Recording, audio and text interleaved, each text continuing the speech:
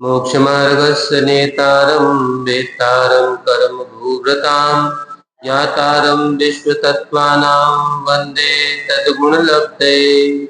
देवादेव श्री ऋषभनाथ जी भगवान के, पटनागंज के बड़े बाबा जी की, परम पूज्याचार्य प्रवर श्री उमा स्वामी जी महाराज की, परम पूज्याचार्य प्रवर गुरुदेव श्री विद्यासागर जी महाराज की, परम पूज्य अभिनव आचार्य श्री समय सागर जी महाराज।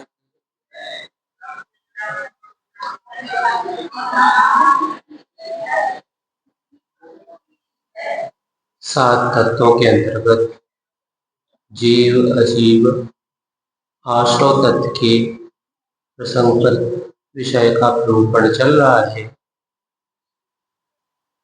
विगत अध्याय में शुभ आश्रव के संबंध में बताया था कि शुभ पुण्यस्य अशुभ पापस्य। तो वह ऐसा कौन सा कारण है जो शुभात्मक परिणाम के होते हैं जिससे शुभ का आश्रम होता है। ऐसी शिष्य की जिज्ञासा होने पर 7वें अध्याय का पहला सूत्र प्रारंभ होता है। हिंसा नतस्तेया ब्रह्म परिग्रहेभ्यो विरतम। ये 5 प्रकार के पाप हैं जिसमें हिंसनम हिंसा कहलाती है, जिसमें प्राणों का वियोग प्रमाद के कारण से होता है। फिर जो सत्य न बोला जाए जहाँ पर वह असत्य कहलाता है। नहीं दी हुई वस्तु को ग्रहण करना स्ते यानी चोरी कहलाता है। अब्रह्म का सेवन करना अथवा ब्रह्म का अभाव होना वह मैथुन क्रिया होती है। और चारों तरफ से जिसको ग्रहण किया जाए, मन जिसके कारण से मूर्छित हो जाता है, वह परिग्रह कहलाता है। इस प्रकार से इन 5 पापों का जिन्होंने त्याग रूप संकल्प किया है, जिसको वृत्ति कहा है, वह व्रत कहलाता है। जिसमें अहिंसा धर्म मुख्य धर्म है, बाकी धर्म उसके सहायक रूप से होते हैं। जिस प्रकार से आप खेत में बीज का वपन करते हैं फसल की प्राप्ति हेतु। यह बात अलग है कि उस फसल के साथ साथ अन्य सामग्री हैं, इसलिए खेत की रक्षा करने के लिए आप बाड़ी लगाते हैं। उसी प्रकार से अहिंसा धर्म की रक्षा करने के लिए साथ साथ अन्य व्रतों का भी परिपालन किया जाता है। वह 5 प्रकार के पापों का त्याग रूप संकल्प है। वह क्या सब जीव एक साथ एक समान करते हैं या उसमें कोई पृथकता होती है? ऐसी जिज्ञासा होने पर बताते हैं देश सर्वतोग महती। वह वृत्ति रूप परिणाम देशतः और सर्वतः, देश रूप से आंशिक रूप से जहाँ किया जाएगा उसे कहा जाता है अणुव्रत, और जो सर्वतः पूर्ण रूप से किया जाता है वह कहलाता है महाव्रत। इस प्रकार से आंशिक रूप में अथवा पूर्ण रूप से त्याग का संकल्प जो करते हैं वो यथायोग रीति से अपने अपने व्रतों का सम्यक रूप से पालन करते हैं। महाराज ये व्रत तो आपने बता दिए। इन व्रतों को चूंकि जीवन पर्यंत के लिए धारण किया जाता है, ऐसा नहीं कि आज व्रत ले लिया और हमसे नहीं पला। जैसे कई बार चौकी में पूछ लेते हैं रात्रि भोजन का त्याग है तो नहीं महाराज, त्याग तो करना पड़ेगा। ठीक है, कब तक का? जब तक चलेगा तब तक का। अब आज ही नहीं चले तो आज ही खा ले व्रत। इसलिए वह निश्चित कालावधि की मर्यादा करवाई जाती है कि कम से कम कुछ सीमा संयम में तो वो बंधेगा। तो इतना लंबा समय तक व्रतों का परिपालन करना है। राज कोई ऐसा साधन बता दो जिसके कारण से हमारे व्रत सुरक्षित बने रहे। बताते हैं तत्स्थैर्यार्थम भावना पंच पंच। उन अहिंसा आदि जो 5 प्रकार के व्रत हैं, उन व्रतों में स्थिरता बनी रहे ऐसी 5-5 भावनाएं बताई जा रही हैं प्रत्येक व्रत संबंधी। पहला अहिंसा व्रत संबंधी भावना बताते हैं वांग मनोगुप्तिरिया दान निक्षेपण समित्या लोकित पान भोजनानि पंच।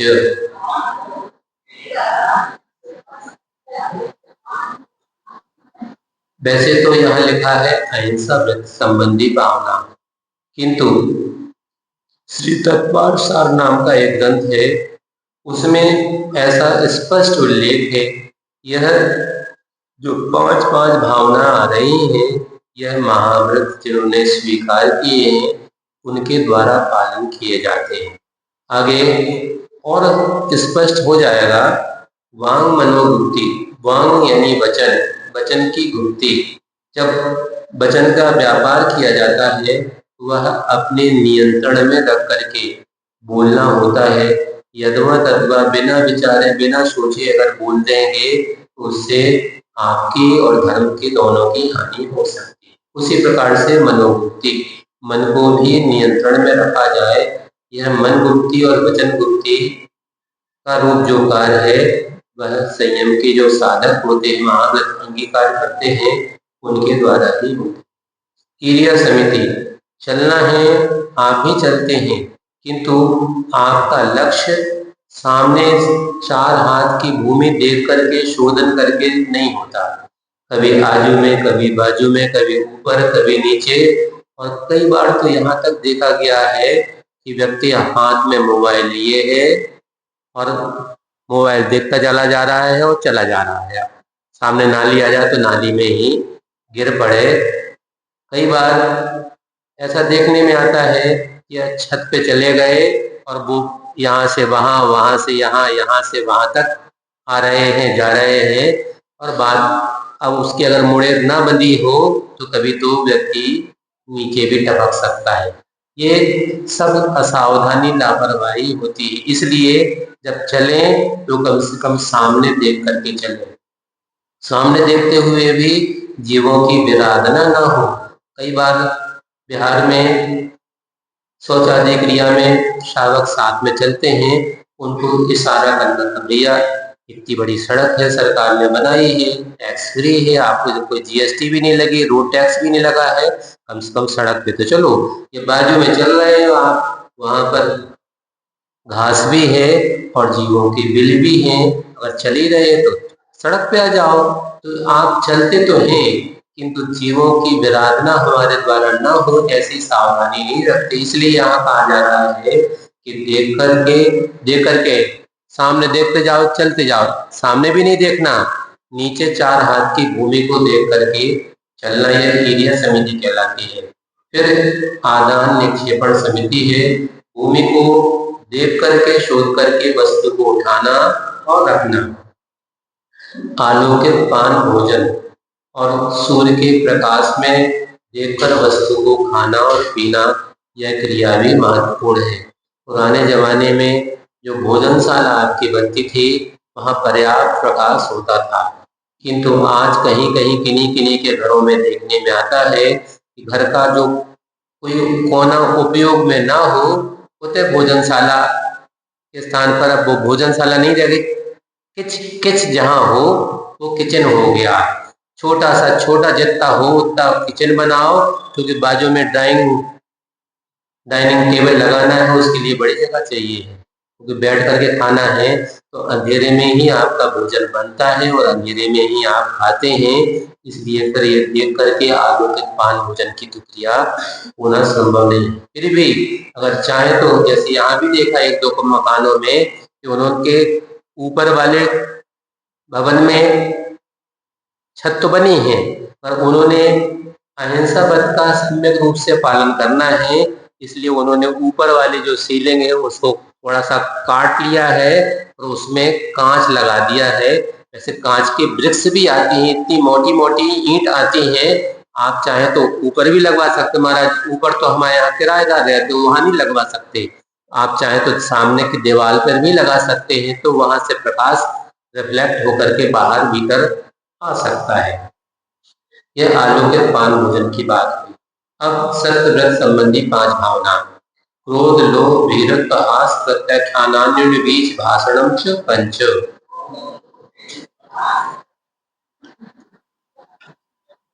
गुस्सा में जब परिणाम होते हैं उसे क्रोध कहा जाता है।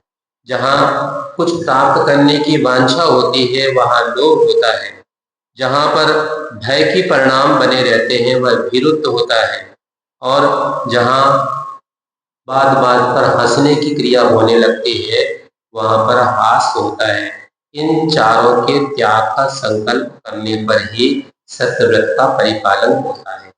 अनुवीची भाषण और आगम में जैसा प्रतिपादित है वैसे ही अनुकूल शब्दों का प्रयोग करते हुए कर्तव्य का निर्वहन करना, यह सत्य महाव्रत संबंधी भावना है। अब देखें, अगर यह अणुव्रत का भी पालन करने वाला बात अगर हो, इस व्रत से आपको समझ में आ सकता है। अचौर व्रत संबंधी शून्यगार विमोचता वास परोपरोधाकरण है शुद्धि सदर्वा संवादा पंच।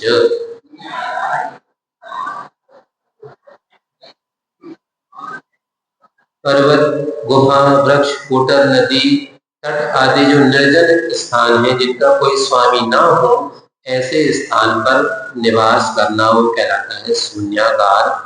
अब ऐसे में भवन तो अपना बनता जा रहा है, एक के स्थान पर दो, दो के स्थान पर चार भवन आप बनाते जा रहे हैं, तो फिर इस व्रत का परिपालन कैसे होगा? पुराने जमाने में साधक साधु लोग जंगलों में रहा करते थे, वहां ऐसे स्थान आसानी से मिल जाते। अथवा वैसा स्थान शून्यगार न हो तो विमोचित आवास, दूसरों के द्वारा जो बना करके छोड़े गए हैं, चाहे गांव हो नगर हो, वहां पर ऐसे स्थान हो, उनमें जैसे धर्मशाला है आपने बना दी, इसका कोई स्वामी नहीं है, समाज का तो वैसी व्यवस्था होती है किंतु इसका कोई पर्टिकुलर स्वामी नहीं है, इसलिए ऐसे स्थान पर वह विमोचित आवास हो।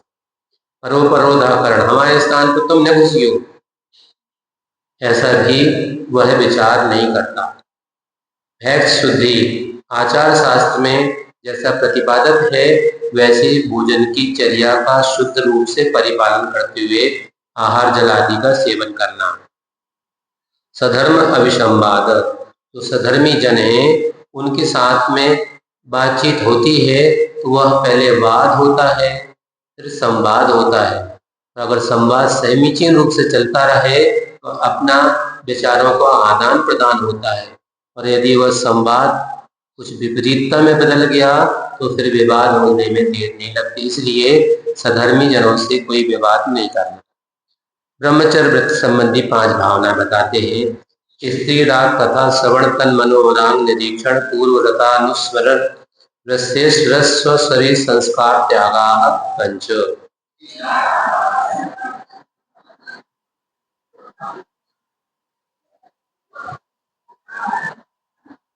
स्त्रियों में राग बढ़ाने वाली जो कथाएं हैं उनके सुनने में उत्सुकता ना रखना, फिर उनके जो स्त्रियों के मनोहर अंग हैं उनको निरीक्षण देखने की भावना न करना, पूर्व काल में जो भोगे हुए भोग थे उनका बार बार स्मरण करके अनुचिंतन नहीं करना, कामवर्धक जो गरिष्ठ आहार है ऐसे रसों का त्याग करना श्रेष्ठ रस संस्कार कहलाता है, और अपने शरीर को विविध प्रकार के साधनों से संस्कारित नहीं करना, यह स्व शरीर संस्कार त्याग की भावना होती है। इन भावना से भी हमारे व्रतों का परिरक्षण होता है। इस प्रकार से यह कथन किया। अब यहाँ भी देखें कि पुरुष साधक जो होते हैं महाव्रत के धारक, उनकी अपेक्षा से अगर महिलाओं की बात होती तो स्त्री राग कथा श्रवण मनोहरांग ये बात कथन नहीं होती। यह बात अलग है कि जैसे आप लोग मेरी भावना पढ़ते हैं उसमें एक पंक्ति आती है, पर धन वनिता पर न लुभाऊं संतोषामृत। एक विद्वान ने जिन्होंने यह रचना लिखी थी पंडित जुगल किशोर मुख्तार, उनसे 7 पत्र व्यवहार किया होगा और उनको सुझाव दिया कि इस मेरी भावना में कुछ संशोधन अपेक्षित है। क्यों? क्योंकि यह मेरी भावना अकेला पुरुष ही पढ़ते हैं ऐसा नहीं है, महिलाएं भी पढ़ सकती हैं, पढ़ती हैं। तो फिर महिला कैसे कहेंगे पर धन वनिता पर न लुभाऊं? तो फिर उन्होंने सुझाव दिया क्या करना चाहिए, पर धन पर तन पर न लुभाऊं संतोषामृत पिया करूं। तो पर धन हो गया और पर तन स्त्री के लिए पुरुष, पुरुष के लिए स्त्री, इसलिए इससे दोनों गर्भित हो सकते हैं। मनोज्ञा मनोज्ञेन्द्रिय विषय राग द्वेष वर्जनान पंच। 5 इंद्रियों के जो सुरुचिकर लगते हो वो कहलाते हैं मनोज्ञ, और जो सुरुचिकर न लगे ऐसे अमनोज्ञ विषयों में मनोज्ञ के प्रति राग और अमनोज्ञ के प्रति द्वेष का भाव रूप त्याग जिसका संकल्प होता है वह अपरिग्रह व्रत की 5 भावना है। इस प्रकार से अपने अपने योग व्रतों का परिपालन करने का प्रयास वह करता है। महाराज ये 5 प्रकार की भावना 5-5 व्रत के हो गए। इसके अलावा भी कोई ऐसी बात हो सकती है हम गृहस्थों के लिए बता दें ताकि हम वैसा भाव तो कर सकें, बताते हैं। हिंसा दिस्वा मुद्रा पाया वध दर्शनम। हिंसा आदि ये जो 5 प्रकार के पापों के बारे में आपको जानकारी दी गई, यह अमूत्र, यह अवध अमूत्र अदर्शन यहाँ पर और आगे आने वाली पर्याय में भी आपका उससे यहाँ पर भी कष्ट हो सकता है, क्योंकि अगर आपने झूठ बोला और पकड़े गए तो राजा के माध्यम से दंड आदि की क्रिया हो सकती है और उसके कारण से फिर नरक आदि की यात्रा में होकर के वहां भी आपको कष्ट के लिए कारण मिल सकते हैं। इसलिए यहाँ इस पर्याय में और आगामी आने वाली पर्याय में भी आपको कष्ट मिलेंगे। महाराज तो हम और कुछ भाग ऐसे हो जो हम कर सकते हो बता दीजिए। बताते हैं। दुख में ये जो 5 पाप हैं इनका त्याग अगर संकल्प करेंगे क्या सोच करके, ये है दुखम एव, दुख के लिए ही कारण है। लगता तो है कुछ इंद्रियों के जो विषय हैं उनमें झंपा पात करने से अच्छा सा लगता है। आचार्य भगवान दृष्टांत के माध्यम से बताया करते थे, जैसे गर्मी का समय होता है उस समय पर शरीर में पसीना आता है तो शरीर के विभिन्न अंग उपांगों में एक छोटी छोटी सी फुंसी सी हो जाती है। क्या बोलते हैं यहाँ पर, करूरू कुरूरू नाइसिल जो भी आप बोलते हो, उसको जहां तक मान लो हाथ में है तो हाथ से तो आप ऐसा खुजा सकते हैं, शरीर में सामने हो तो यहाँ भी खुजा सकते हैं, जहां तक हाथ जा सकता है वहां तक खुजा सकते हैं। और ऐसा स्थान मान लो रीढ़ की हड्डी है वहां आपका हाथ नहीं पहुंच पा रहा, आप क्या करें, कंगा ले लो। अब कंगा भी मान लो नहीं पहुंच पा रहा तो फिर दीवार की टेस्टिंग कर लो। तो दीवार से कुछ समय तक तो दीवार से आप रगड़ते हैं, कुछ समय तक तो अच्छा लगता है, कुछ समय के बाद फिर उसमें जलन होना प्रारंभ होती है, दर्द प्रारंभ हो जाता है। तो इसी प्रकार से ये पंचेंद्रिय के विषय हैं। कुछ समय तक तो इनको भोगने से अच्छा लगता है किंतु वास्तव में इनका फल दुख रूप ही होता है, सुख नहीं, सुखाभास है। महाराज और कुछ भावना बता दीजिए। बताते हैं आचार्य भगवान, मैत्री प्रमोद कारुण्य माध्यस्थानी च सत्व गुणाधिक क्लिश्यमाना विनयेषु।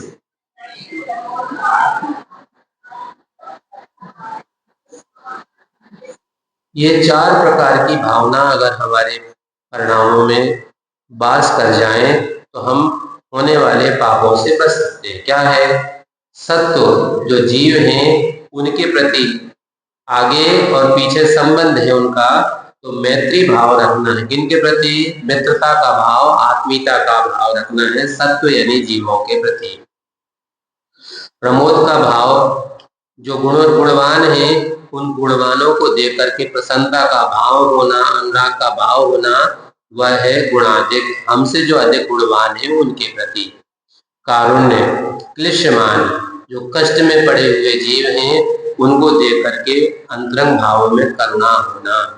और माध्यस्थ भाव, जब हमने देख लिया कि सामने वाली हमारी बात से सहमत नहीं है तो फिर उसके प्रति द्वेष का भाव नहीं रखना, फिर माध्यस्थ, ना उसके हाँ में लाना, ना में ना करना, माध्यस्थ हो जाना। इस प्रकार से ये 4 प्रकार के भाव अगर हम कर लें तो हमारा जीव सुख में प्रतीत हो सकता है। और महाराज कुछ भाव बता दीजिए। बताते हैं, यह भाव भी अगर हम प्रति समय सावधानी पूर्वक करें तो होने वाले पापों से हम बच सकते हैं। जगत काय स्वभाव व संवेग वैराग्यार्थम। संसार की 4 प्रकार की गतियां हैं। इन गतियों में जीव का आना जाना लगा रहता है।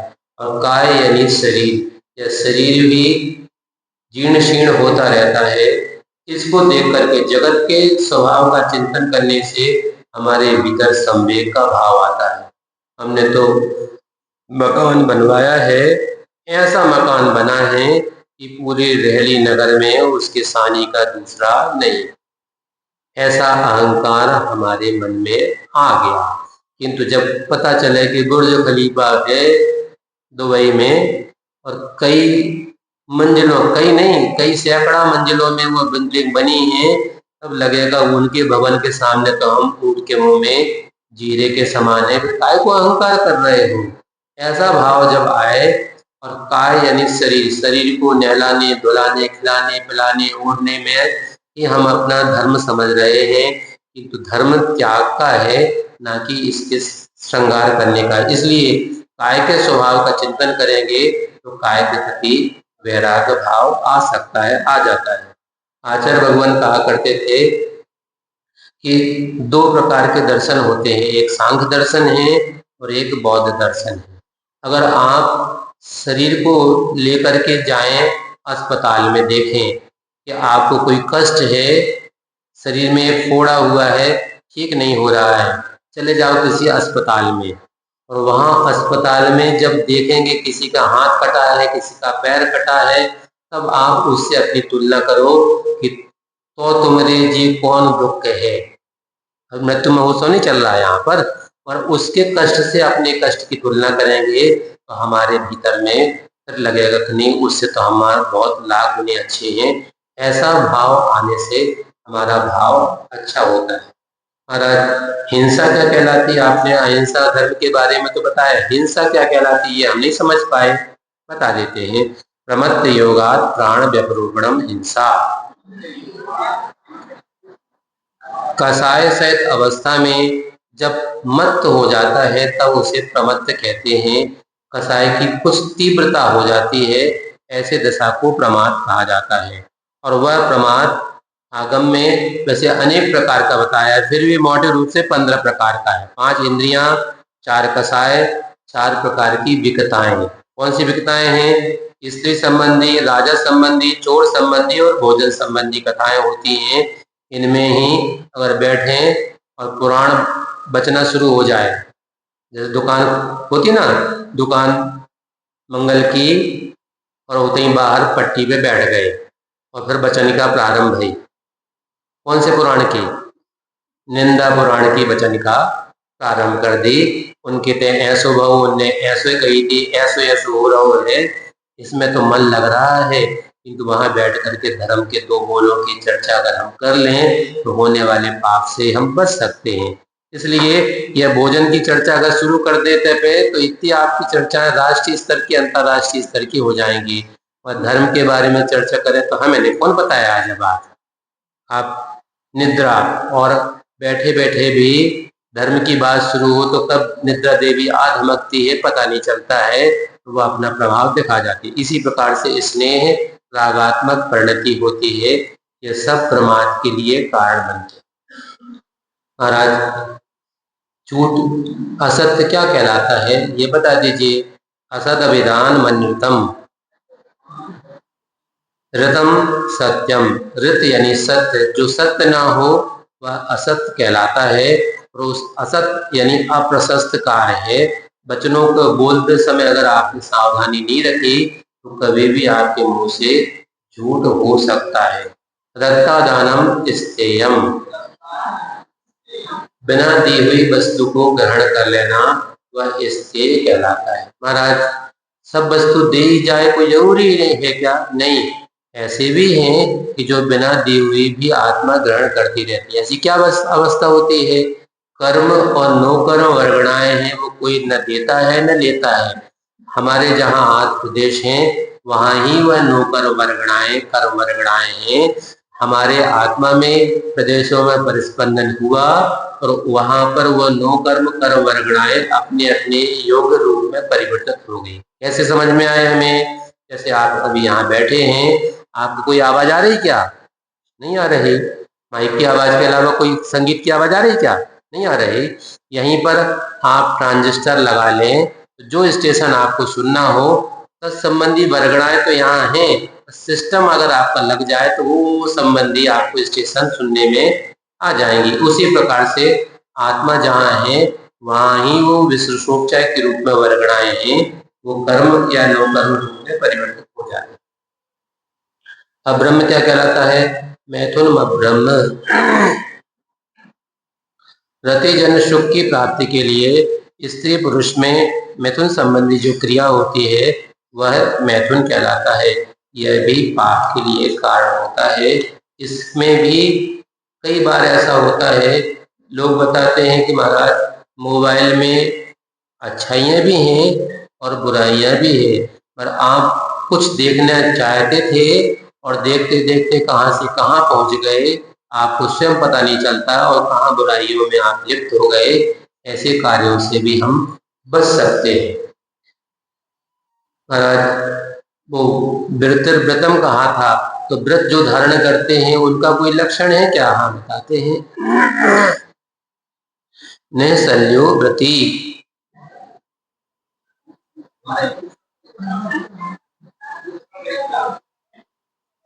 हाँ, पांचवा जो पाप है परिग्रह संबंधी मूर्छा परिग्रह। यहाँ पर अपने ही परिणाम नहीं बत्तो दो बंधु अजबसाणी हुई बंधु, ऐसा ग्रंथ राज समय पाहुड़ जी में आता है कि हमारा परिणाम ही मूर्छा का भाव कर सकता है, हमारा परिणाम ही उस कर्म के बंधन से हमें बचा सकता है।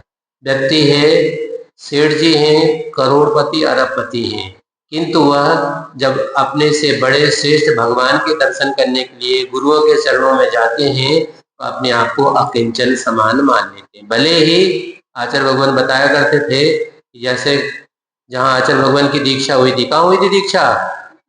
अजमेर में। कहाँ पे हुई थी? अजमेर में नसिया जी में। वैसे वहाँ बहुत सी नसियाँ हैं, और जो एक मुख्य नसिया है सोने की नसिया, सोने जी की नसिया है अथवा सोने की। सुनते हैं कि जब वो बनी थी तब 1000 किलो का लौंग, 1000 किलो सोना लगा था, तब वो सोने की नसिया बनी थी। जिस परिवार ने बनाए थे उनका सरनेम भी सोनी है, इसलिए सोनी जी की नसिया या सोने की नसिया दोनों कहा जा सकता है। वह जब अपने घर से चलते थे तो वह इतने धनाढ़ थे, रईस थे कि ऐसा हाथ करते थे तो एक कर्मचारी यहाँ कपड़ा पहनाता था, एक यहाँ से ऐसा करता था और एक दूसरे हाथ में कपड़ा पोने का काम करता था। एक व्यक्ति उनके बटन लगा करके उनको तैयार करता था। और जब बग्घी में बैठ करके अपने महल से भगवान जिनेन्द्र के दर्शन करने के लिए पहुंचते थे, फिर मंदिर में अपने हाथ से पानी खींच करके प्राशुक जल करके और जिनेन्द्र प्रभु के दरबार में जा करके बुहारू लगा करके वहां सफाई करते थे। सेठ जी आप क्या कर रहे हैं? हम क्या कर रहे नहीं, ये हमारा कर्तव्य है, हमारा धर्म है। राजस्थान में ऐसा कहा जाता है कि पूजा का नियम नहीं है, सेवा पूजा का नियम है। तो पूजा तो आप करते हैं, भगवान की सेवा क्या है? यही सेवा है कि वहां पर अशुद्धिमय वातावरण ना हो। इसलिए अपने हाथ से आपको सेठ जी हैं तो पुजारी जी अभी तक थाली तैयार नहीं भाई, हम कब से बैठे थे भाई बताओ। भैया अगर तुम अपने हाथ से प्रयास कर लेते तो। हमने देखा गुना में 2 वृद्ध दादाजी थे, लगभग उम्र उनकी 70 वर्ष से अधिक ही होगी, और दोनों सुबह से 5:30 बजे मंदिर पहुंच जाते थे और लगभग 10:30-11 बजे घर लौट करके जाते थे। क्या करते थे मंदिर में? गप्पे करत हुई बैठ कर नहीं, स्वयं अपने हाथ से जाकर के पानी खींचते थे, फिर लगभग 150 से 200 थालियां की योग पूजन सामग्री धोते थे, पूजा के पेड़ लगाते थे, टेबल जमवाते थे और उनमें वो द्रव्य सजा सजा करके रखते थे कि हमारी नई पीढ़ी के लोग आएंगे तो कम से कम मैं कुछ नहीं कर पा रहा है, मैं इतना ही सेवा कर दूं तो जिनेन्द्र प्रभु की सेवा के लिए यह हमारा जीवन का अमूल्य समय का सदुपयोग हो जाएगा। इसलिए निशल्य शल्य रहित होकर के, जैसे पीड़ा दाने वाले जो परिणाम होते हैं, आपके शरीर में कहीं कांटा लग जाए, कोई फांस लग जाए तो वो पीड़ा देती है। इसी प्रकार से कौन से परिणाम चुभ जाए आपको, वह माया मिथ्या और निदान रूप शल्य कहलाती हैं। इन शल्यों से रहित होकर के ही व्रतों का सम्यक पालन होता है। अगला सूत्र है, व्रती कौन होते हैं बताते हैं। मनुष्यों में अगार नगारश्च, अगारी और अनगार। अगार अर्थात जिनका घर हो, वो घर के जो स्वामी हैं वह अगारी हैं, और जिनने घर नहीं है उनका त्याग कर दिया है। ये भी भवन भी घर है किंतु इसमें स्वामित्व रूपी बुद्धि नहीं है। और अन्यथा एक एक इंच जमीन के लिए भाई भाई, माता पिता भाई बहन, माता बहन आदि में परस्पर में विवाद होते हैं, कोर्ट कचहरी होकर के मारपीट तक भी होती रहती हैं एक एक इंच जमीन के चक्कर में। किंतु यहाँ अगारी और अनगारी दोनों मनुष्यों की अपेक्षा से है। और सूत्र में चकार भी है। आचार्य भगवान कहा करते थे कि अकेला मनुष्य ही व्रती नहीं होते, त्रियंची भी व्रती हो सकते हैं। इसलिए सूत्र से चकार से उनको भी ग्रहण किया जा सकता है। महाराज अगारी का लक्षण क्या है? अणुव्रतो गारी। अणुव्रत का जिन्होंने अंगीकार किया है, संकल्प किया है, वह अणुव्रत के धारक अगारी कहलाते हैं। अणुव्रत में 5 अणुव्रत होते हैं, फिर और बढ़ जाएं तो 3 गुणव्रत और 4 शिक्षा व्रत होते हैं। इस प्रकार से महाराज अणुव्रत के परिपालन करने में अहिंसा अणुव्रत है, उसमें संकल्प पूर्वक जो गृहस्थ है वह संकल्प हिंसा का त्याग करता है। बिना प्रयोजन जीवों की विराधना से वो बचता है, 10 जीवों की हिंसा से बचता है, किंतु स्थावर जीवों की हिंसा से बचने का यथाशक्य प्रयास भी करता है, किंतु वह शक्य नहीं होता है, इसलिए उसमें भी सावधानी रखता है। इस प्रकार से यह 5 प्रकार के हिंसा, झूठ, चोरी, कुशील और परिग्रह का त्याग आंशिक रूप से संकल्प जिसने किया है वह 5 अणुव्रतों का धारक होता है। इन अणुव्रतों का पालन करने में कुछ सहायक व्रत भी होते हैं, उनके नाम बताते हैं। दिग्देशानर्थ दंड विरत सामयिक तोषदोपभोग वासोपभोग परिभोग परिवाणा तिथि संविवाद व्रत संपन्नश्च।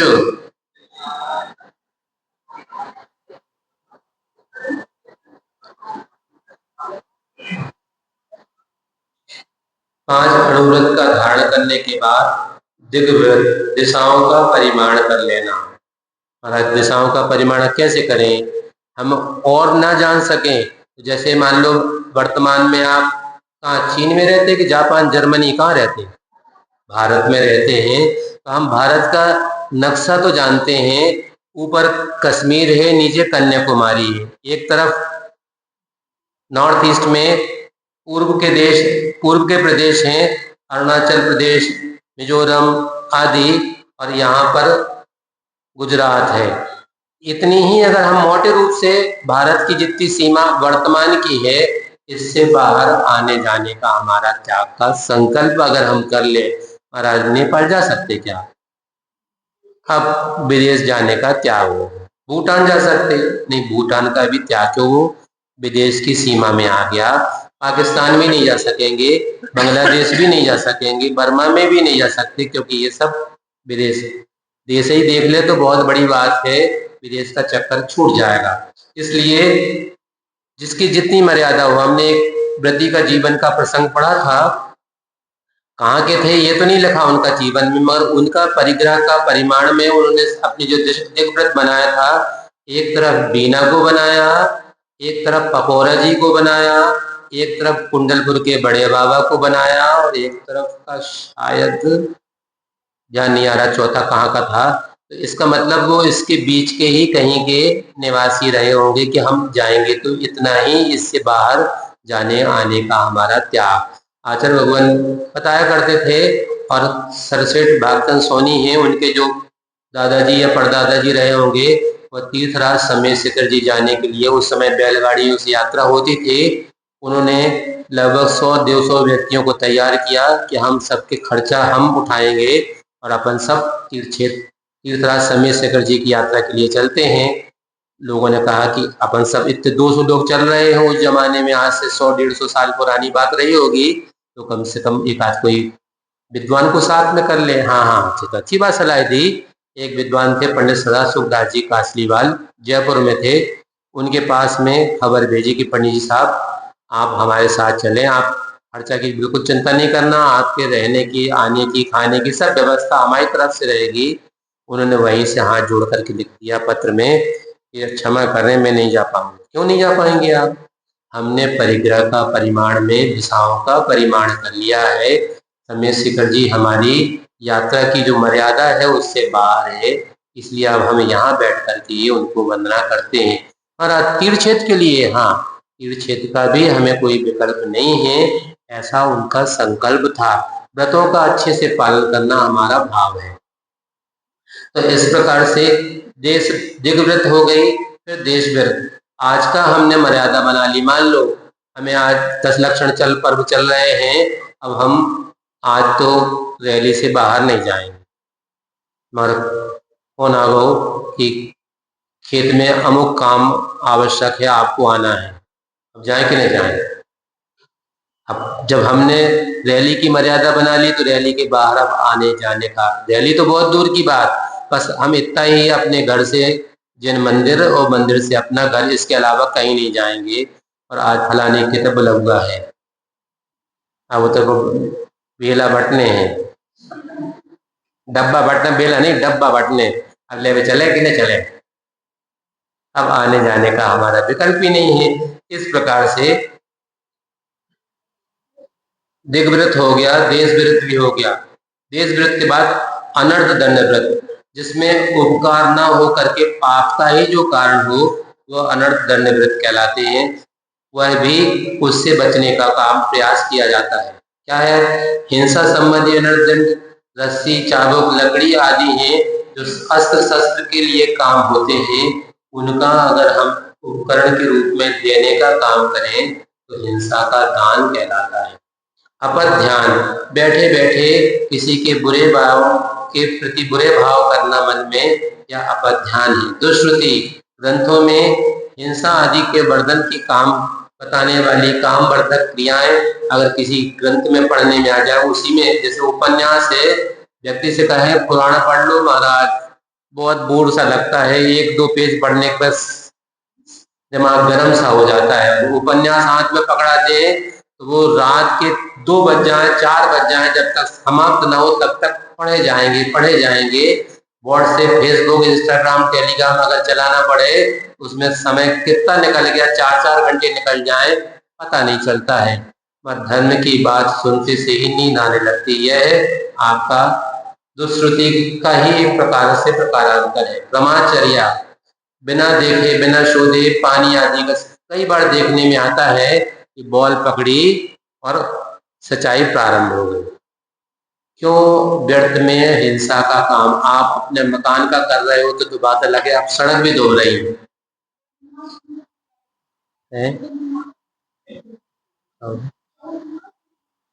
मानते नहीं है। अब मानना नहीं मानना हमारा काम तो बताने का है, मानना नहीं मानना आपके ऊपर है।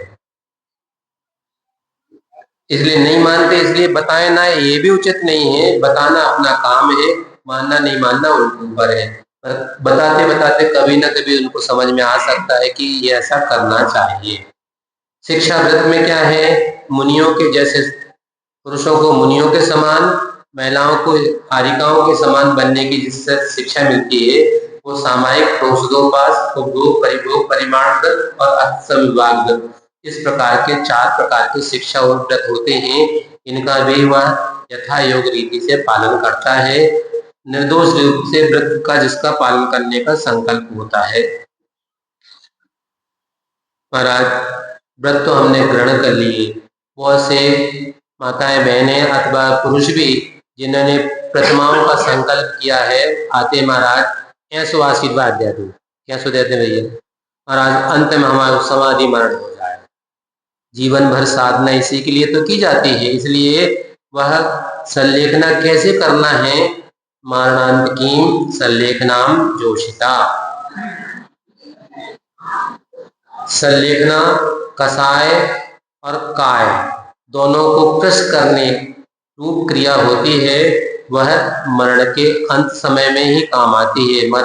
मरण कब होगा तब करेंगे, अभी से क्या करना, नहीं। प्रति समय व्रत का संकल्प करते से ही उस तरफ, जिस प्रकार से कि व्यक्ति ने स्कूल में एडमिशन लिया है तो वो परीक्षा का दिन उसे ख्याल में रहे कि परीक्षा का दिन एक एक दिन कम होता जा रहा है, उसी प्रकार से हमारे व्रत कब परिपूर्ण हो और कब हमारे अंत में समय में जोशिता उत्साह पूर्वक हम व्रतों का सम्यक रूप से पालन करते हुए काय को और कषाय को प्रस्तुत करते जाएं, यह संलेखना होती है। जो जोशिता प्रीति पूर्वक होना चाहिए, करने पड़ रही है ऐसा मन में विचार नहीं आए, विकल्प नहीं आए। सम्यक दृष्टि है, उसके व्रत संकल्प है, तो उसके व्रतों में भी कोई अत्याचार लग सकता है क्या? हाँ, बताते हैं। शंका कांक्षा विचिकित्सान दृष्टि प्रशंसा संस्तवा सम्यक दृष्टि रतिचारा।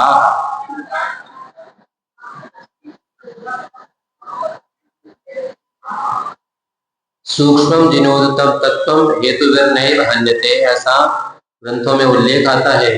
जिनेन्द्र भगवान के द्वारा जो प्रभु तत्व व्यवस्था है बहुत सूक्ष्म से सूक्ष्मतम दृष्टि से कथन किया जाता है। उस कथन करने में हमें कुछ समझ में नहीं आ रहा हो, मन में संदेह उत्पन्न हो सकता है। वह जिनेन्द्र प्रभु के द्वारा कहा गया है, कहा तो है निर्गंथ लिंग से मुक्ति होती है, किंतु जैन में दूसरे जैन भी हैं, श्वेतांबर जैन है, वो कहते हैं निर्ग्रंथ लिंग से भी सिद्धि होती है, सग्रंथ लिंग से भी सिद्धि होती है। सग्रंथ के साथ साथ अन्य लिंग से भी सिद्ध होती है, ग्रस्त लिंग से भी सिद्धि होती है। अब पता नहीं सही बात का है, ऐसे मन में अगर जिज्ञासा हो जाए तो वह सम्यक दर्शन का अतिचार रूप शंका कहलाती है। कांक्षा जो हमारे शरीर को है वह आगामी काल में सुख की प्रतीति कराने वाला सामग्री हमें मिले, ऐसी मन में भावना करना कांक्षा कहलाती है। विचिकित्सा मुनि आदि हैं, उनका शरीर मल आदि से लिप्त हो सकता है, उनको देख करके ग्लानि का भाव नहीं आना, अगर आया तो वह तत्संबंधी अतिचार है, विचिकित्सा ग्लानि करना।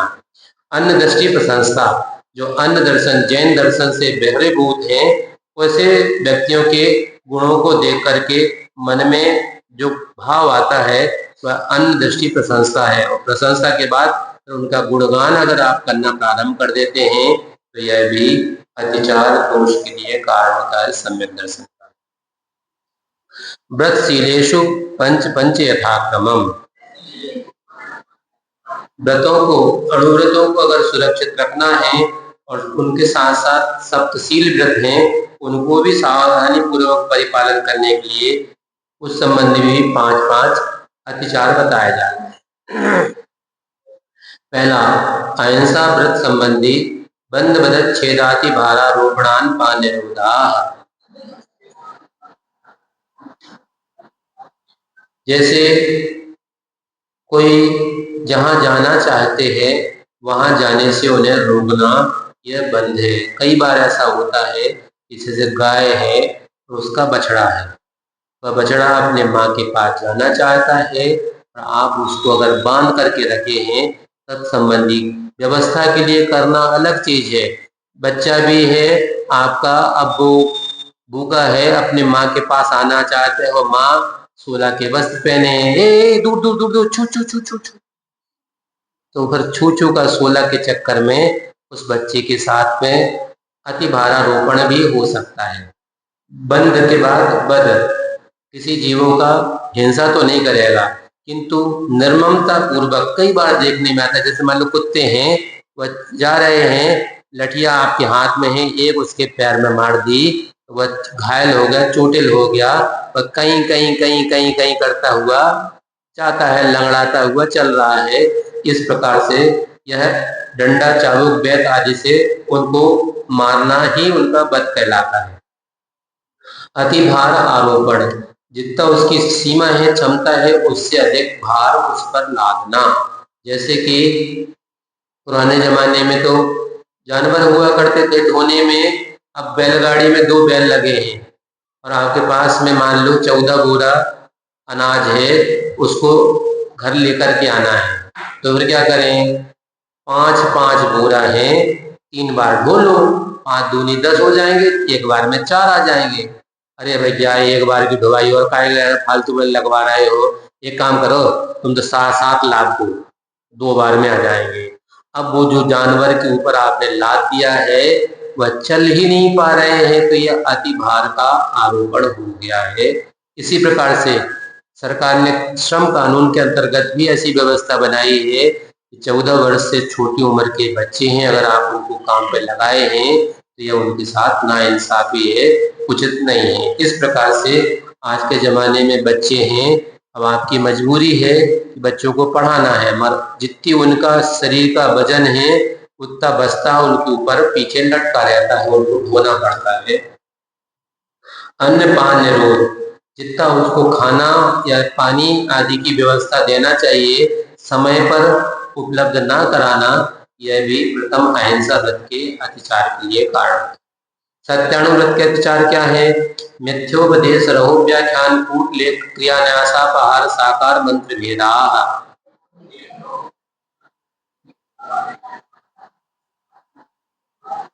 मोक्ष और स्वर्ग के लिए कारणभूत जो सच्ची क्रियाएं हैं उनको अन्यथा रूप प्ररूपित करना, अथवा मिथ्या वचन के द्वारा धन आदि दूसरों का ठगने की विद्या कैसे हो, तुम तो ऐसा कर लेना तो तुम्हारा काम चल जाएगा, ऐसा उपदेश देना भी मिथ्योपदेश कहा जाता है। फिर इसके बाद रहो व्याख्यान, जो स्त्री पुरुषों के द्वारा एकांत में किया गया आचरण विशेष है, उसको देख लिया है, उसे आपने अगर प्रकट किया है तो वह रहा अव्याख्यान कहलाता है।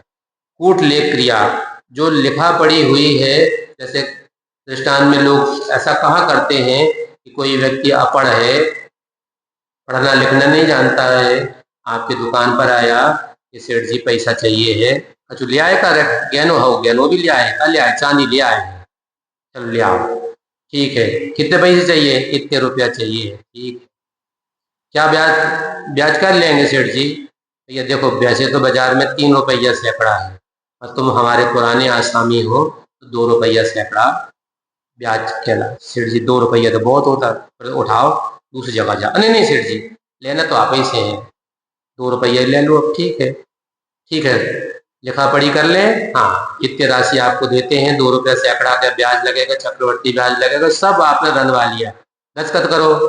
अब सेठ जी हम पढ़े लिखे तो नहीं है, तुम तो अंगूठा लगाओ, अंगूठा लगाया, पर आपने चालाकी करके लिखा था 2 रुपया सैकड़ा, 2 की एक गुंडी और बनाई, हो गया कूट लेख, 2 के 3 रुपया सैकड़ा हो गए, तो उसके साथ अधर्म का क्रिया आपने कर दी।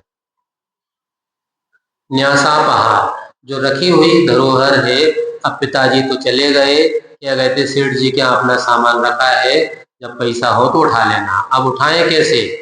आ गया जब जैसे तैसे पैसा लेकर के फसल आ गई, अब आया सेठ जी हमारी चांदी रखी तुम्हारे तहत है, वो रखी तो है भैया, किधे कहाँ रखो है? अब पक्का तो क्या कहते टोड़ा रखे हैं, कितने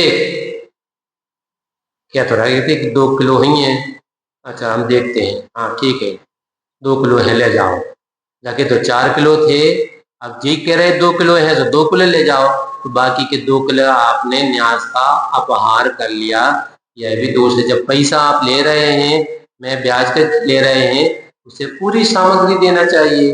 इस प्रकार से यह सत्य अणुवृत्ति के संबंध में, अचौर अणुवृत्त संबंधी स्तेन प्रयोग तदा रता दान विरुद्ध जात्यात्मिकम हीनाधिक मानोन्मान प्रतिरूपक व्यवहारा।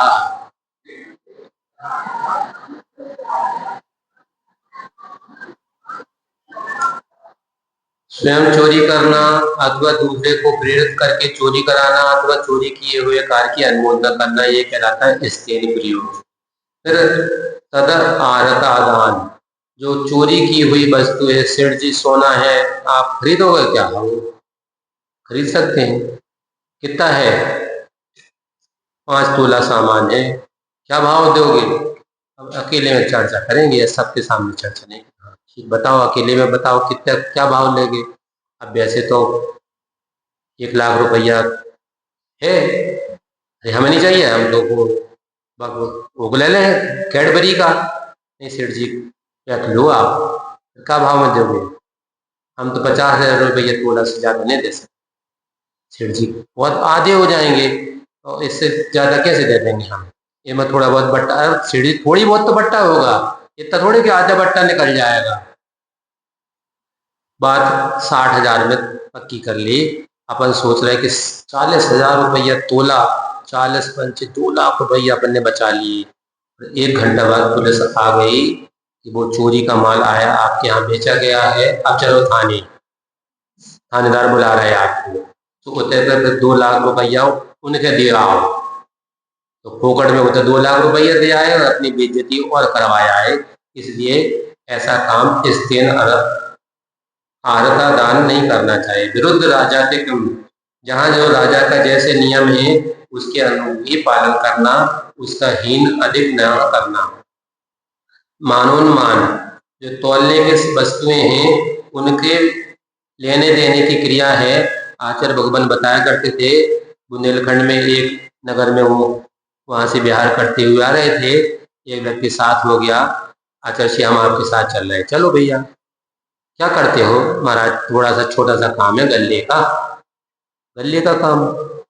अब बुंदेलखंड में नए नए आए थे आचार्य जी, समझते नहीं थे गल्ला का हो। हमने सुना था कपड़ा को गल्ला कहते हैं, गल्ला कपड़े का काम, गल्ला कपड़ा का नहीं। गेहूं चना ज्वार बाजरा मक्का आदि ये खरीदते बेचते रहते हैं। अच्छा, अब समय का भी उपयोग करना था, पूछ लिया पूछताछ, कैसे खरीदते हो कैसे बेचते हो? महाराज देखो, अपन छोटो जो काम है, अगर बड़े लोगों के यहाँ जाएगा माल तो हमें यहाँ तो कोई बेचेगा नहीं, फिर क्या करते हैं? हम तो ऐसा करते हैं कि घर के भीतर बाहर पल्ला डाल करके बैठ जाते हैं। पल्ला मतलब, अब आचार्य समझते हैं पल्ला का होता, फट्टा बिछा लो, उसमें कोई सेठ जी गेहूं ले क्या भाव दिया, का भाव भाव बता दिया, बाजार से थोड़ा सा तगड़ा बता दिया, तो अब तो दे जाएगा। ठीक है, आ गया, पक्का हो गया, ठीक है। बड़ी बहू पुरोध ले आओ। अब मोड़ा को तो ब्याह नहीं हुआ, तो बड़ी बहू कहाँ से आएगी? मुझे कोड वर्ड था कि बड़ो वारो कुरव ले आओ, तो बड़ो वारो पत्नी ने कुरव दे दो, वो मैं सुनने नाप लो।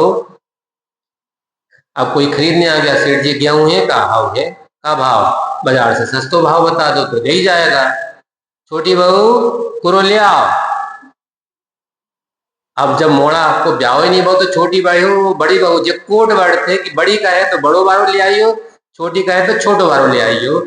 इसलिए मापने तोलने के लिए जो आपने काम किया यह भी अनुचित है। इस प्रकार से हीनाधिक मानोन्मान, कम या अधिक माप तोल का काम करना। प्रतिरूपक व्यवहार, जो मूल्यवान वस्तु है उसमें अल्प मूल्य वाली वस्तु मिला करके देना, यह प्रतिरूपक व्यवहार कहलाता है। ब्रह्मचर्य व्रत संबंधी आचार क्या है? पर विवाह करने त्वरिका परिग्रहिता परिग्रहिता गमनालंग क्रीड़ा काम तीव्रा विनिवेशा।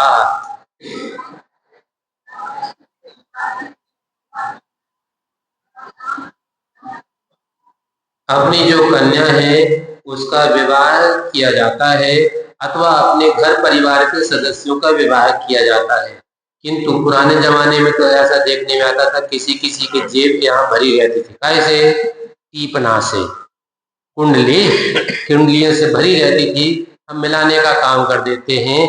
यह भी ब्रह्मचर्य अनुव्रत के दोष के लिए कारण होता है। इत्वरिका, अपरिग्रहिता और परिग्रहिता, इस प्रकार से जो व्यभिचारिणी है अथवा जिनका कोई स्वामी नहीं है, उनके प्रति उनके यहाँ आना जाना का कार्य करना काम भावना से, वह भी दोष का कारण है। काम तीव्रा अनंग क्रीड़ा, जो शरीर के अंग है उनको छोड़ करके अन्य अंगों से काम की क्रिया करना और काम तीव्र अभिनिवेश करना, दिन में भी उस क्रिया में संलग्न हो जाना आदि, यह काम तीव्र अभिनिवेश कहलाता है। इस प्रकार से परिग्रह परिमाण अनुव्रत के संबंध में बताते हैं।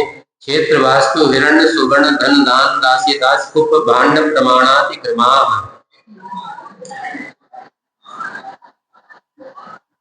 क्षेत्र यानी जो जमीन है, खेती संबंधी, वास्तु यानी भवन संबंधी, हिरण्य और सुवर्ण, सोना चांदी सोना चांदी, धन धान, धन से तात्पर्य यहाँ पर जानवर हैं उनको धन कहा जाता है। धान्य जो खाने पीने की वस्तुएं होती हैं, अनाज आदि, दासी दास, नौकर चाकर, कुप्य कपड़े, और सूत्र में वैसे भांड नहीं लिखा है, किंतु आचार्य भगवान कहा करते थे कि जब उन्होंने बचपन में तत्वार सूत्र याद किया था उसमें भांड शब्द था। श्री भूबलय ग्रंथ है उसमें भी भांड शब्द तत्वार सूत्र में प्राप्त है, मूलाचार में प्राप्त है, अनेक हस्तलिखित प्रतियों में भी भांड शब्द का तभी ये 10 प्रकार के परिग्रह बन पाते हैं। इस प्रकार से इनका परिग्रह का परिमाण जिन्होंने किया है उससे अधिक की वह चाहना अपने जीवन में फिर नहीं रखते। दिग्विरत संबंधी ऊर्ध्वाधस त्रियक व्यतिक्रम क्षेत्र वृद्धि स्मृत्यंतराधानी राधानानी, ऊर्ध्व दिशा, दिशाओं की जिसने मर्यादा की थी उस मर्यादा से ऊपर चढ़ने का त्याग, मर्यादा से त्रियक, कभी कभी खदान है, कुआं आदि है, उनमें नीचे जाने का त्याग, और इसी प्रकार से मर्यादा के बाहर बिल आदि में घुसने का भी त्याग रूप संकल्प वह अनुवृत्ति कर सकता है, करता है। क्षेत्र वृद्धि, मर्यादा तो बना ली थी पर अब पता चला कि इस दिशा में थोड़ा सा माल ज्यादा सस्ता मिलता है, इधर से खरीदी कर लें अथवा वहां बिक्री कर लें, तो क्षेत्र की वृद्धि कर ली, इस तरफ बढ़ा लेते इस तरफ घटा लेते हैं, ऐसा भी भाव अगर किया है तो वह भी दोष है। स्मृति अंतराधान, दिशाओं की मर्यादा ही भूल गए, हमने कितनी मर्यादा करी थी, हमें मर्यादा आप बताओ हमने कितनी करी थी, अब तुम्हारा लिखा पढ़ी हम करें, आपकी व्रत है, आप स्वयं अपना व्रत का ध्यान रखो। देश व्रत संबंधी अत्याचार क्या है? आनयन प्रेस प्रयोग शब्द रूपानुपात विदुलक्षेपा, जितनी दिशा की मर्यादा की थी उससे बाहर की वस्तु को लाने की आज्ञा देना अथवा बुलाना, फिर प्रेस प्रयोग अथवा नौकर आदि हैं उनको उस मर्यादा के बाहर भेज करके कार्य की सिद्धि करवाना। अपन ने आज मर्यादा कर ली कि हम घर के बाहर नहीं जाएंगे, पर अब क्या करें, आपको जिनसे काम है वो सड़क से जा रहे हैं, अब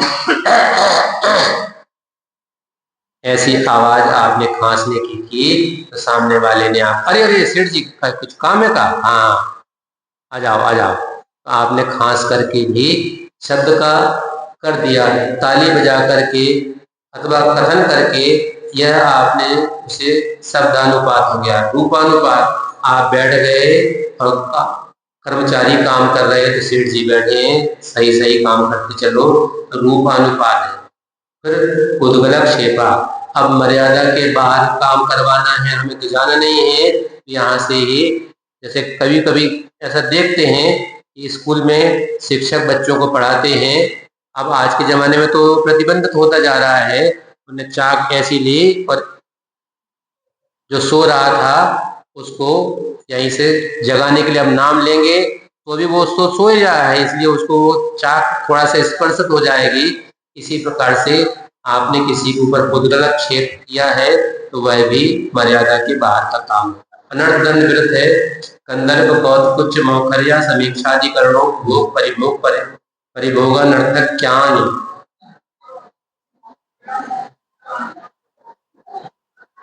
राग की तीव्रता से हास मिश्रित असभ्य वचन बोलना कंदर्प कहलाता है। कौत कुछ है, असभ्य वचन भी है, हास वचन भी है, और उसके साथ साथ शारीरिक कुचेष्टाएं भी अगर हो गई तो वो मौखर है। धृष्टा पूर्वक अनावश्यक रूप से बोलना मौखर कहलाता है। असमीक्षाधिकरण, बिना मर्यादा के बाहर अधिक काम, सीमा से अधिक काम कर लिया फिर पस्त पड़ गए, यह असमीक्षाधिकरण है। अनर्थक क्या है, जितनी वस्तु की आवश्यकता है वह तो अर्थक है। नई बहू आई है, अब उसको काम सिखाना है, बेटा खबर आई है कि 4 मेहमान आ रहे हैं, तो एक काम करो आटा गूंथ लो। हाँ मम्मी, कितना गूंथ लें? एक काम करो 4 5 गिलास आटा ले लो, ठीक। 4-5 गिलास आटा तो पूछ लिया, अब पानी पूछना भूल गई, पानी कितना लेना है। उसने सोचा 4-5 गिलास आटा लिया तो 4-5 गिलास पानी मिलाना पड़ता होगा। अब रोटी तो नहीं बनना है, लपसी बन जाए तो बड़ी बात है, इसलिए यह भी दोष का लिए कारण बनता है।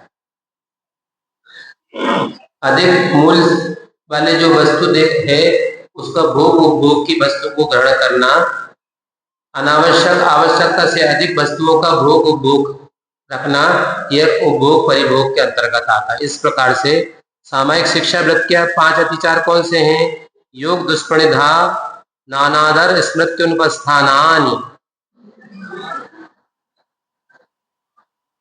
काय वचन और मन, इन संबंधी ये जो योग होते हैं उसमें दुष्परिधान होना अनर्थक के लिए कारण होते हैं, और व्रतों के प्रति सामयिक करना का समय हो गया, उसके प्रति अनादर का भाव आ जाना, यह भी सामयिक शिक्षा व्रत का अतिचार है। और हम भूले गए कि सामयिक और करना था, इतनी बातों में मशगूल हो गए, स्मृति का अनुस्थापन हो गया। इस प्रकार से ये अतिचार के लिए कारण है। 202 उपवास भोग के लिए है। अप्रत्यवेक्षता प्रमाणितो सर्गा दान संस्रोत क्रमणानादर स्मृत्युपस्थानानि,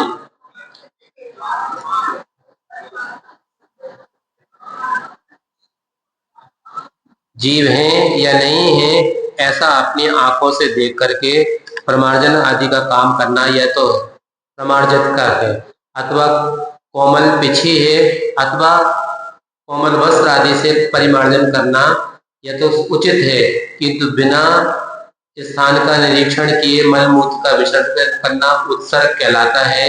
इसी प्रकार से अरहंत सिद्ध आदि हैं, उनकी आचार्य आदि की पूजा आदि के उपकरण हैं, और भी जो साधन सामग्रियां हैं, बिना देखे बिना शोधे ही ले लेना, यह अप्रत्यवेक्षित अप्रमार्जित दान कहलाता है। इसी प्रकार से जो ओढ़ने बिछाने के वस्त्र आदि हैं, सोने आदि के वस्त्र हैं, वो संस्कार कहलाते हैं, उनको बिना शोधे बिना परिमार्जन किए ग्रहण करना। रोज 2 उपवास में अनादर का, अब आज तो हिम्मत ही नहीं है, कैसे हम व्रत का पालन करेंगे। क्षुधा तृषा बहुत अधिक लग रही है, तो सब आवश्यक कार्यों में करने में उत्साह की हीनपना हो जाना, यह भी अतिचार के लिए कारण है। और करने योग कार्य ही भूल गए, क्या करना तो हम भूल ही गए अब। और जैसे आप चौके में कहते ना, और भूतने कार्य को भूल ही गए, उसी प्रकार से ये कर, और ये अष्टमी तो कल ही आती है। अब हम तो व्रत चलोगे, कहाँ चलोगे? जहाँ चलोगे तो बुलवा लो व्रत को। उपभोग परिभोग परिमाण व्रत के अतिचार है। सचित संबंध सन्मिश्रा विषव पक्वाहारा,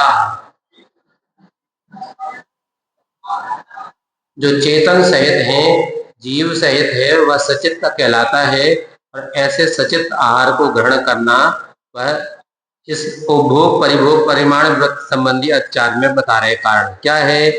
जो आहार स्वयं शुद्ध होते हुए भी सचित के संबंध से दूषित हो गया हो, उसको ग्रहण करना, अथवा उसमें ही वस्तु का मिलावट कर देना, तो सम्मिश्र कहलाता है।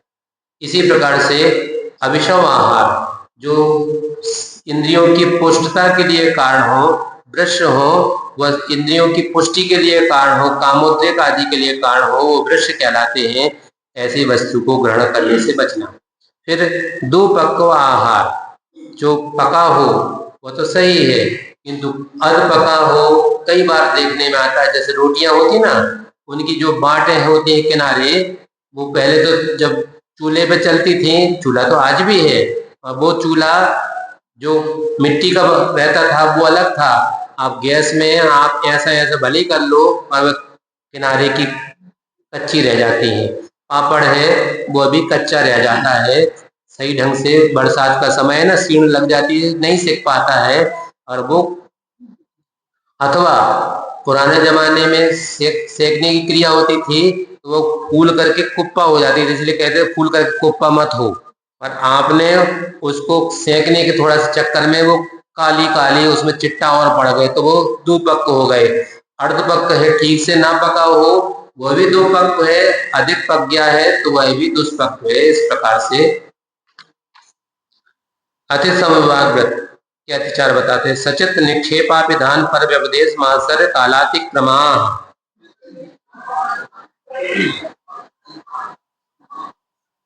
पुराने जमाने में जब पंगत वगैरह होती थी तो वो दोना पत्तल आते थे, वो भी छिवला के वस्त्र छिवला के पत्ते होते थे, उससे बनते थे। अब आज के जमाने में कहीं दक्षिण भारत में जाओ तो केले के पत्ते होते हैं, अमल के पत्ते होते हैं। अब ताजा ताजा गरम गरम अगर उस पर चावल रख देंगे तो वह सचित्र के ऊपर रखा हुआ है, अथवा सचित्र से ही ढांक दिया। गरम पानी का लोटा है, पानी गरम भरा है, अब क्या करें, श्रीफल नहीं एक सेव धर दो ऊपर, तो वो आपने सचित्र को ढांक दिया, वह भी दोष के लिए कारण बनता। पर व्यपदेश, अब हमें तो आहार देना नहीं है, तुम दे दो हमारी तरफ से। कई बार चौके के बाहर खड़े हो गए, हमारी तरफ से तरह दे दो। आपका है क्या कोई वस्तु उसमें जो आपकी तरफ से दे दिया जाए, ये पर व्यपदेश कहलाता है, दोष के लिए कारण होता है, ऐसा नहीं कहना चाहिए। मास्टर जो पात्र दान कर रहा है उसके प्रति अनादर का भाव होने से अथवा दूसरे दाता के गुणों की प्रशंसा तो कर नहीं पा रहे हैं, उनकी आलोचना करना यह मास्टर कहलाता है। कालातिक्रम, भिक्षा काल को छोड़ करके अब क्या करें, हमने बनाओ तो है, हम भूल गए कि हमें अब पड़गान करने, तो अब क्या करें, बाद में लेट में खड़े हो जाएंगे तो अब आएंगे क्या साथ, नहीं आएंगे। तो फिर आपका अथवा गर्मी का समय का आहार हो, हमने दिए थे आहार, गर्मी के समय में ठंडाई चलाई थी, है कि नहीं, अब ठंडी का समय आ गया, हम तो ठंडाई बना के ले आए, महाराज चलाओ भाई, हमने गर्मी में तो चलाई थी आपको। ये काल का अतिक्रम हो गया, जो जिस काल के अनुरूप हो। महाराज संलेखना व्रत है, उसके भी अत्याचार हैं। हाँ, जीवित मरणा संसार मित्रानुराग सुखानुबंध निदानानि। संलेखना का संकल्प तो कर लिया था और मान लो इंद्रियां हमारी सही ढंग से काम नहीं कर रही थी, इसलिए 12 वर्ष का संकल्प कर लिया कि 12 वर्ष के भीतर हम अपनी तैयारी ऐसी कर लेंगे। अब पहले तो हमें घर में कोई सेवा करने वाले थे नहीं, संघ में आ गए, यहाँ तो खूब अच्छी सेवा करने वाले हैं साधु लोग, तो फिर और जी लेते तो और ज्यादा अच्छे रहते। तो ऐसा भाव करना जीवित की आशंसा, अथवा ये भगवान उठा लियो, भगवान तुम्हारे नौकर लगे जो तुम्हारे घर और तुम्हें उठे हुए आए, इसलिए मरण की भी इच्छा नहीं करना। हमने मित्रों के साथ में ऐसा खेले थे, ऐसे कूदे थे, उनके साथ में ऐसा करते थे, उनको बुलवा दो, अब यह काम भी नहीं करना। सुखानुबंध, हमने ऐसे सुखपूर्वक जीवन व्यतीत किया था, हमारे नाते रिश्तेदार ऐसे हैं कि एक से एक धनाढ्य हैं, अब वो सब कोई काम में आने वाले नहीं हैं, और आगामी काल में हमें ऐसी सुख सुविधा की सामग्री मिले, ऐसा संकल्प करना निदान कहलाता है। ये भी 5 प्रकार के अत्याचार है। अनुग्रहार्थम स्वर्गो दानम, जिसमें दूसरों का हित हो, भला हो, ऐसा स्वस्य अतिसर्ग, स्वस्य यानी स्व कहलाता है धन, धन का दान करना। अब धन है, नोट ले आओ, महाराज के मुंह में दो नोट, नोट की आवश्यकता नहीं है, उस धन से जो उचित सामग्री है, उस उचित सामग्री का, अपना सामग्री का दान करना, वह दान कहलाता है। पराये का दान आप आ गए, आए चलिए और ऊपर है, चले जाओ ऊपर। एक बार ऐसा देखा, एक महिला ने इशारे से पूछ लिया है, ये को मिल गए, एक और आ गई पीछे, काहे हमें सोई मिल जाए, हाँ हमें भी मिल जाए। एक तीसरी भी आ गई, उन्हें कहा हमें भी मिल जाओ। अब जब ये आहार देने आए तो हमें देख देख करके हंसी आई, क्यों, वो जेंट्स की धोती पहन करके लेडीज आ गई। तो ऐसा भी आपका वस्त्र भी नहीं है, आपका आहार भी नहीं है, तो फिर काय की शुद्धि, मन की शुद्धि, वचन की शुद्धि, काय की शुद्धि, इसलिए ऐसी शुद्धि आपकी उचित नहीं है। महाराज इन शुद्धियों से कुछ विशेष फर्क पड़ता है, हाँ पड़ता है। विधि द्रव्य दात्री पात विशेषात तद विशेषः, जैसी आगम में विधि बताई है, उस विधि विशेष से दान करने से द्रव्य विशेष, कौन सी सामग्री किस व्यक्ति के हिसाब से कैसा है। अब मान लो किन्हीं महाराज के 32 बिल्कुल भी नहीं है, अब हमने तो महाराज जो बनाए हैं छोले छोले नहीं, काबुली चना महाराज बहुत अच्छे बने हैं, आप तो ले लो। आप क्या करेंगे, काबुली चना जिनकी दांतें नहीं आ, है कि नहीं, तो उनके हिसाब का ही बनाना। एक बार ऐसा हुआ, कुछ क्षमा सागर जी महाराज के साथ में भव्य सागर जी महाराज थे, एक श्रावक के यहाँ आहार हुए, वो हमारे साथ में जाते थे, उनको संस्कार थे कि अंत में खरीदने के लिए काड़ी देते थे।